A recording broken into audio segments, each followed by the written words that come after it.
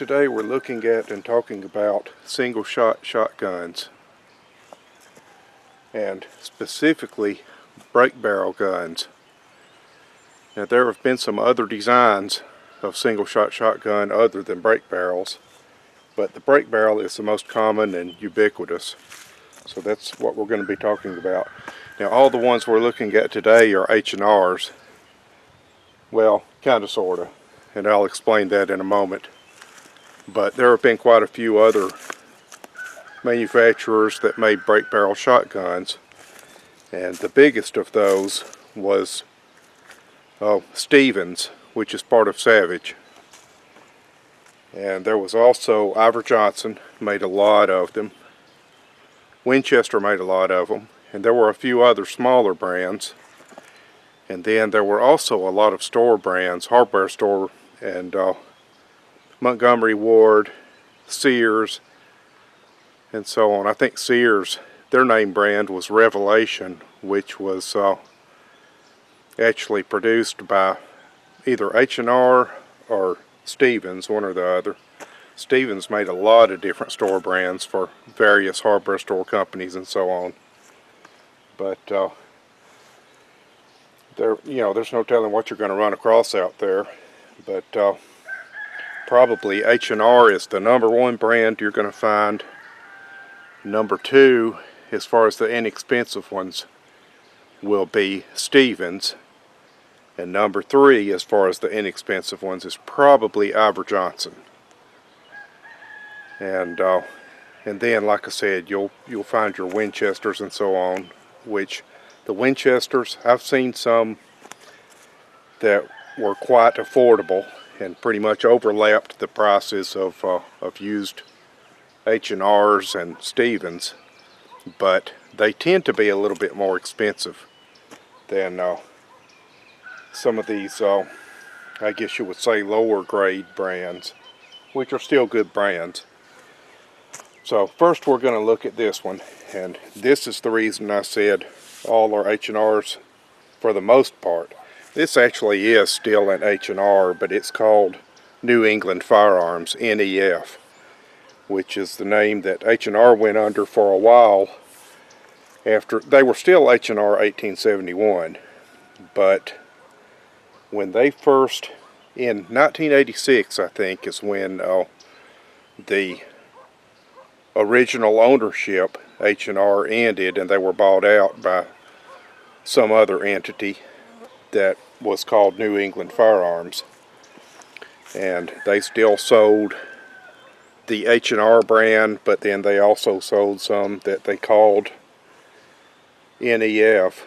And then I think later on the NEF name went away, and they became just H&R again. And then eventually Marlin bought them out, and Marlin actually produced some of this same gun under the Marlin name, but it's the same gun. And they also, H&R, when they were still under original ownership, they came up with this exact design, the SB1 Partner. And so you will find some pre-86s that are this exact design, and then, they continued this design all the way up through their demise just a couple of years ago, I guess, at the hands of Remington, I might add. Enough about that. But anyway, these are good guns, good reliable guns. They have the push button release. One weak point, I guess you would say, is that the trigger guard is plastic, and also the trigger itself and some of the mechanism in there rides in that plastic piece. It's there's one piece that's pinned in there, and it holds the trigger spring, and maybe one or two other small parts. And that, contrary to what people are taught in school, plastic does break down. It doesn't last 10,000 years. It becomes brittle and breaks down. Here is an example. This is an older one. And this was made, I think, this is a Topper 48. And I think that it came along it might have come along in 1948. Anyway, I was going to look that up. I used to know, but it's been a long time since I've read anything about it, and I don't remember for sure. But I think the Topper 48 came about in the late 40s and then was produced through the 50s and maybe even 60s. And at some point it was either supplanted or replaced by the Topper 58. But, or maybe they were different grades of basically the same gun. I don't know. I'll have to look that up. But anyway, it has the top swinging lever type barrel latch, and it moves in either direction to open. And that's the type of latch that a lot of the Stevens guns have also. And the Stevens Model 94 is one to look for. In fact, my first ever single barrel shotgun when I was a kid was I guess I was 8 or something like that, was a Stevens Model 94 in 410. But this one, the latch, now this has had the pull away. You pull away the forearm and it's a spring-loaded catch in there. You pull it away and it allows you to break it down. These later ones you have to actually remove a screw and remove the forend, and then you can break it down. But with these, it was a spring-loaded latch, and that latch is missing from this one, so there's a piece of duct tape on there holding it.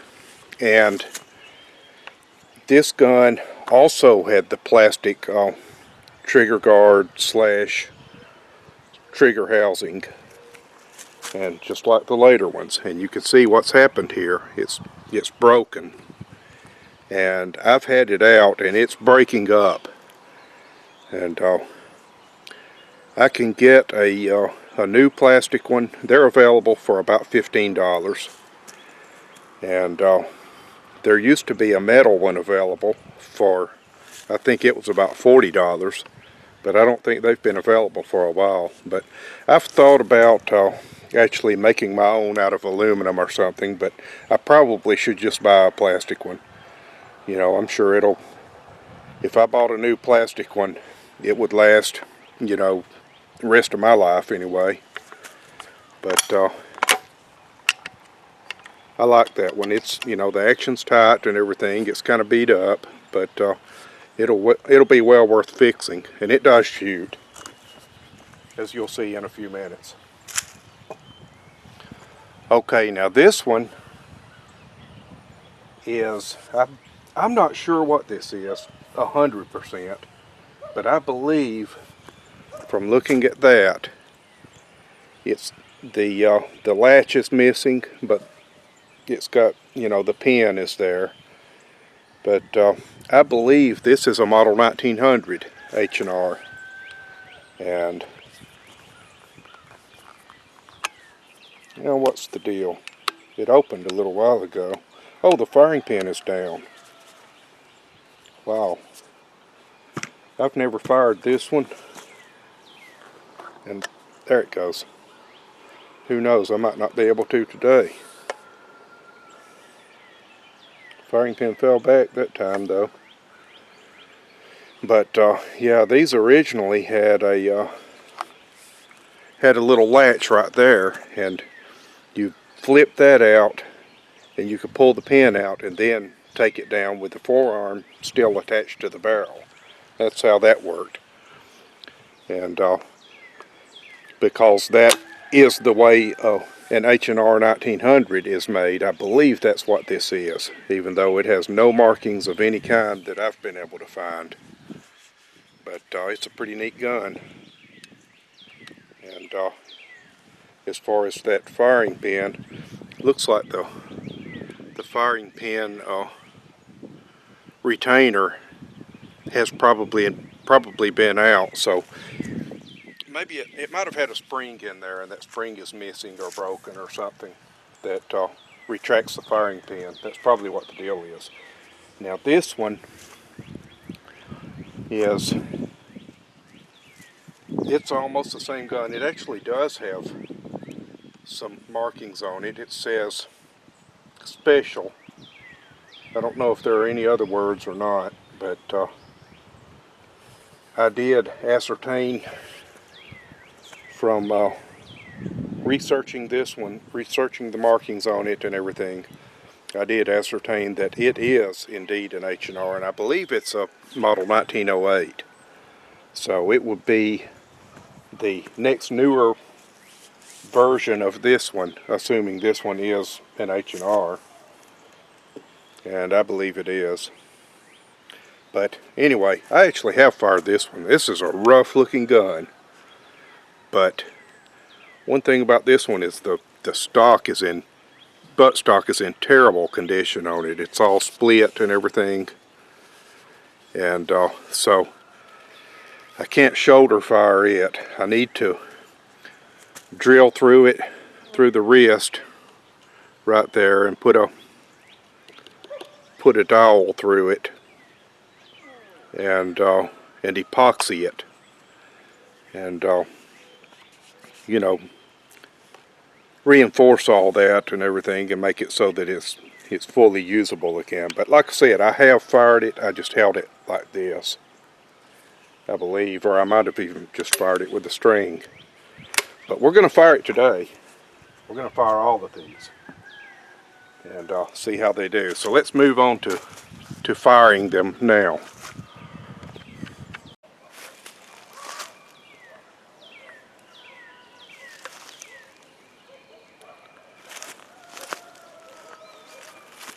We're going to start with the newest one, the NEF, and we're using just basic low brass number 8s, dove loads, 3 dram equivalent.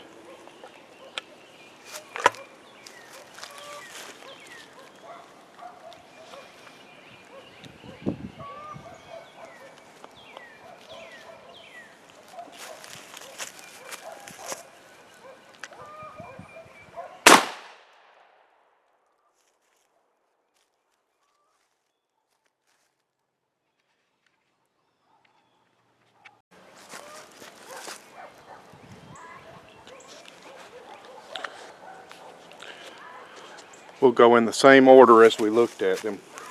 So next is going to be the Topper 48. By the way, I forgot to mention, but you can buy all manner of barrel inserts to use in these things to shoot .357 Magnum, smaller gauge shot shells, 44 Magnum, or what have you.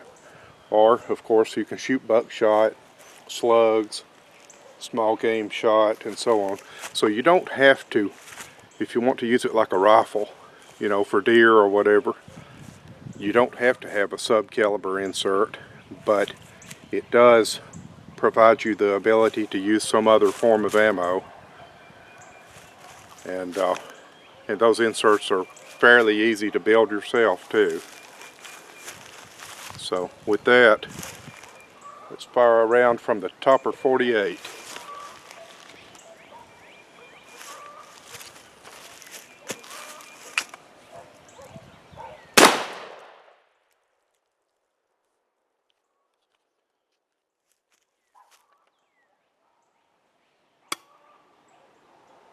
This one and the Pardoner both have ejectors as opposed to just extractors.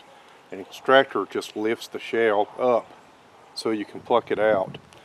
An ejector actually throws the empty clear, but I always put my thumb there to catch it because I don't want to have to pick it up off the ground. So I save all my hulls.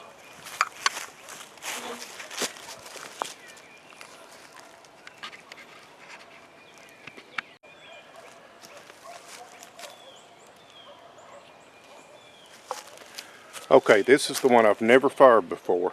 The one that I believe to be an H&R model 1900. There it goes.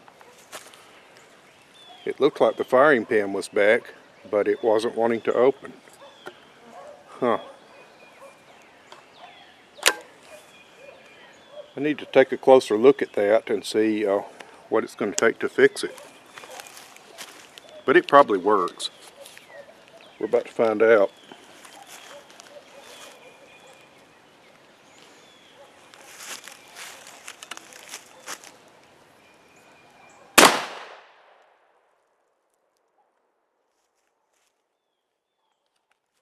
It does work.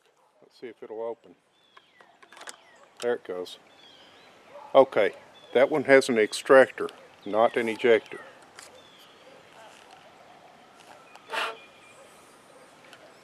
Interesting.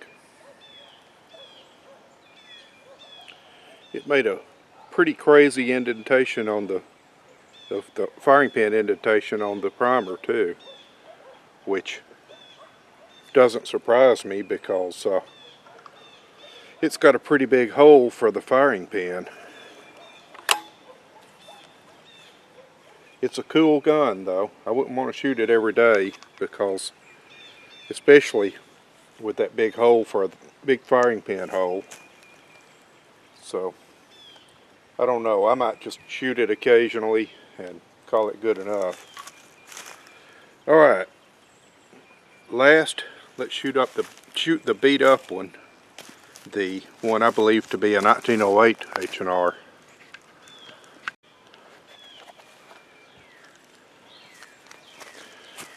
Now, as I mentioned before, I mean, this one does work smoothly.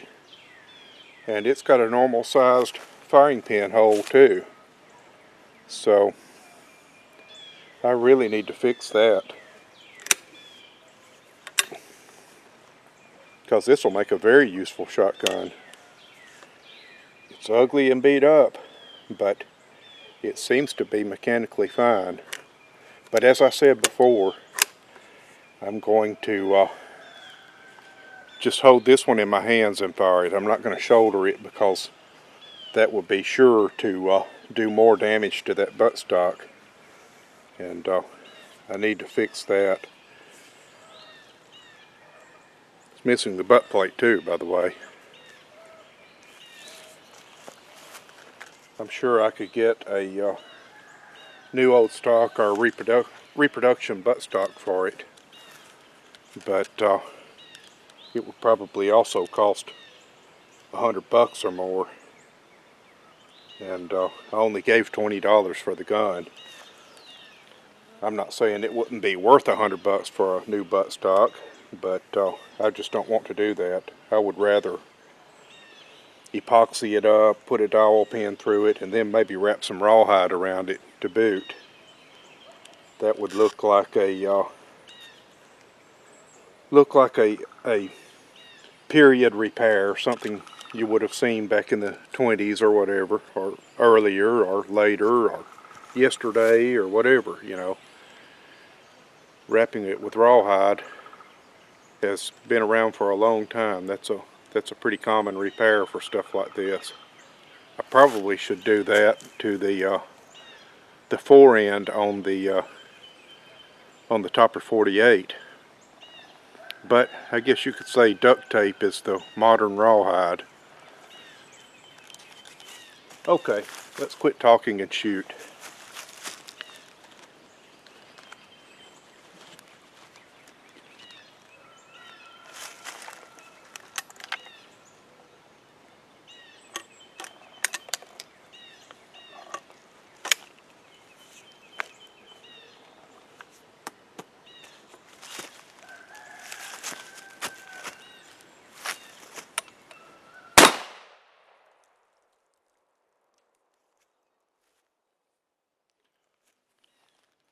Alright, extractor or ejector?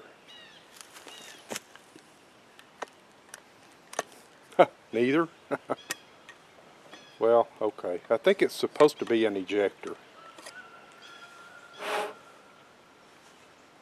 Yeah. Anyway, like I said, with a repaired buttstock, I think this will be a very useful shotgun.